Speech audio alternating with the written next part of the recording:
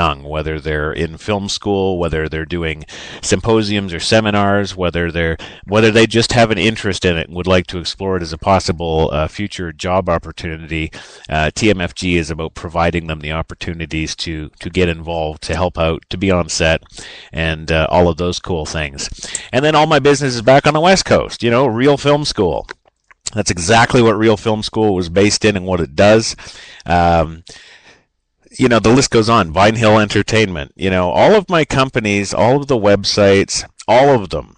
We've got LinkedIn accounts. We've got RSS feeds streaming on all of them. We have Twitter going 24/7 on them, and all of these things, and Google Plus, and all of these things that they culminate into basically a multifaceted web strategy, which a lot of these small and medium businesses do have to a certain extent. Yes, they could always use more help. Who couldn't?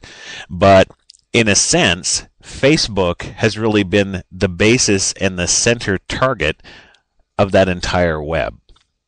It's been the place where you have the most ability to get your personal or company message out, to showcase your products, your services, or just yourself. I can't tell you how valuable a product like Facebook has been to actors. In film and television. It's been absolutely staggering. It's been a blessing to a heck of a lot.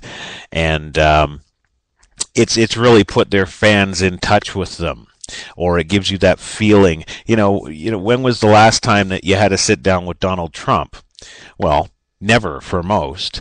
But, when he puts out on YouTube via his Facebook that, he's challenging the president to $5 million if he gives up this, that, and the next thing. Yes, it's world news, but it's also something that you can hear at the same time that the news agencies do now. That's the world we live in.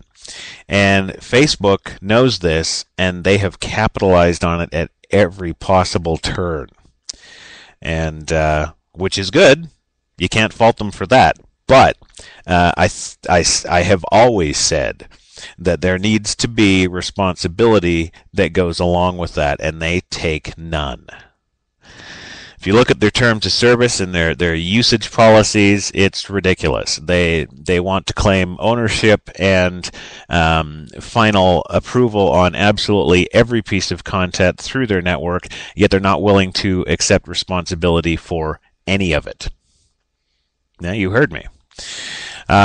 Moving on, we've got another comment here from Rose Violet. Yes, I'm sure that's your name. Thank you for submitting this, Rose. She says, why in the blue blazes do they need to manually approve to see if it violates their rules? Okay, so Rose is talking about the pay option now for a post to share or put out there in the ether. They apparently state that, they give, after you pay your $200, they'll give you 72 hours so that they can manually go through and read what you're putting out there for that $200 and see if it violates their rules, is their quote.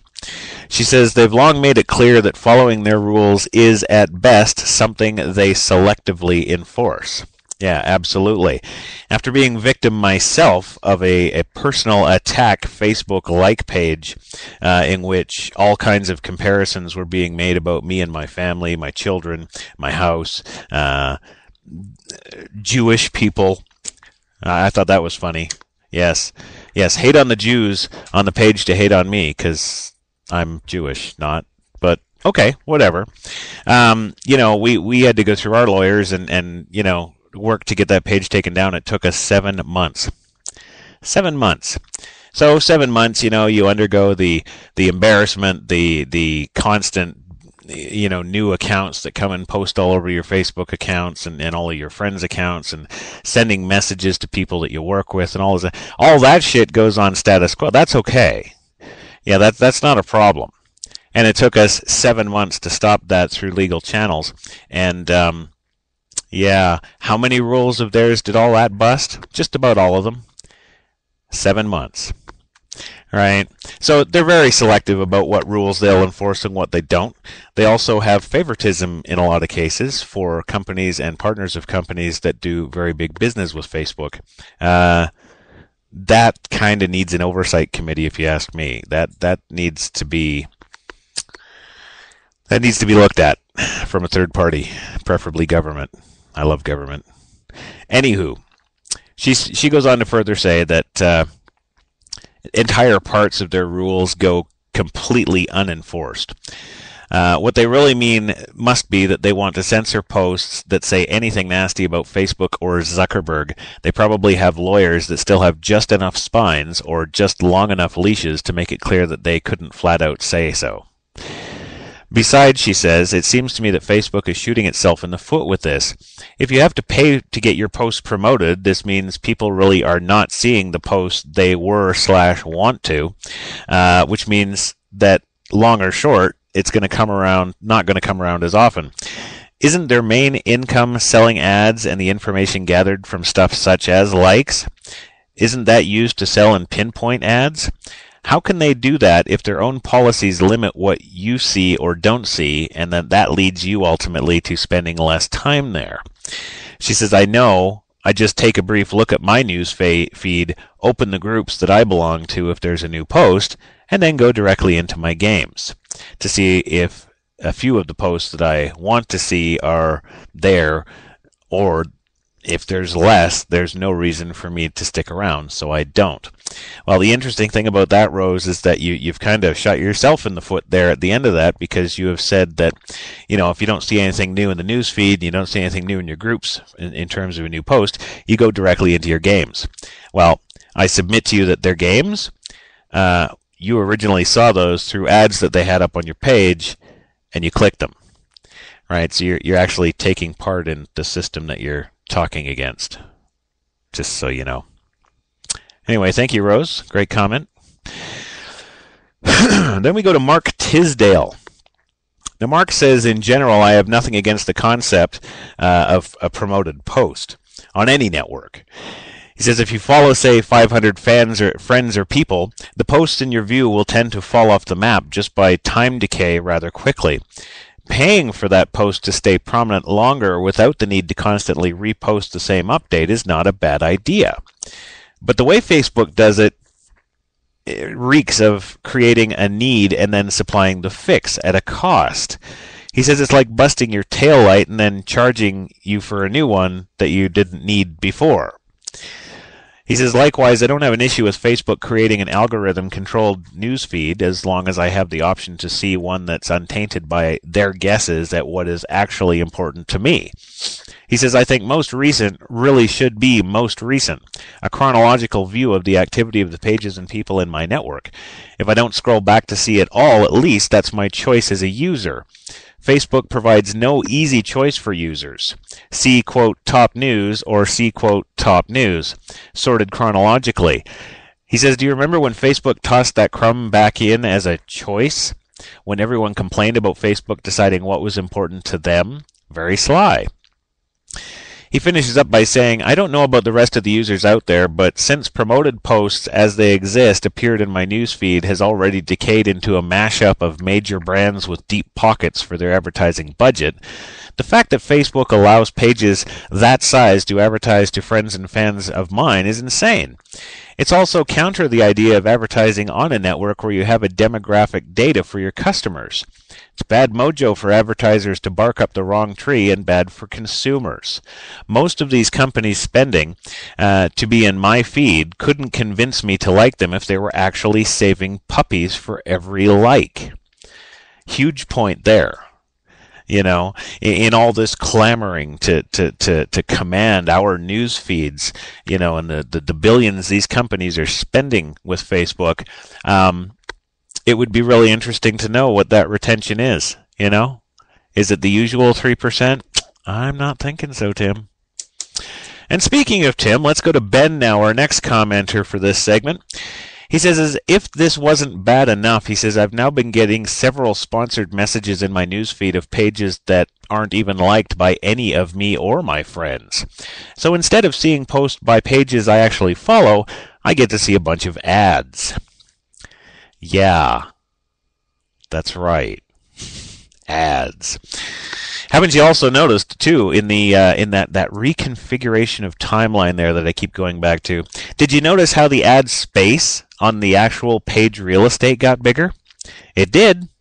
The old Facebook pages, and I'll even put a couple of pics up on the HTLA website there to show you in actuality. I've got a picture of my Facebook page from 2 years ago, and then I've got another page as it is today. And of course, the difference in ads is pretty astonishing when you look at that. There's actually, I would say, close to a 25% increase in the amount of real estate on your profile page that's being used up by ads right now.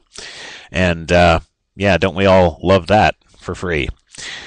Anyway, gang, it's 40 past the hour now. We're going to go to another quick commercial and be right on back here with more Crash Talking. Facebook, we have a problem.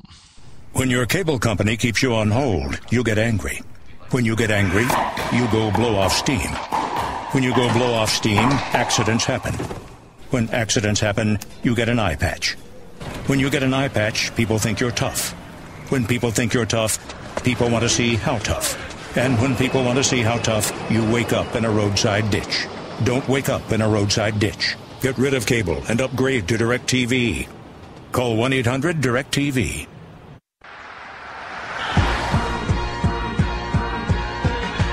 No one just hands you the title, most advanced technology in its class. It needs to be earned. Earned with smart beam headlamps. Earned with vented temperature control seats. Earned with an 8.4-inch touchscreen. And if you're driving one, you know what it means to earn something.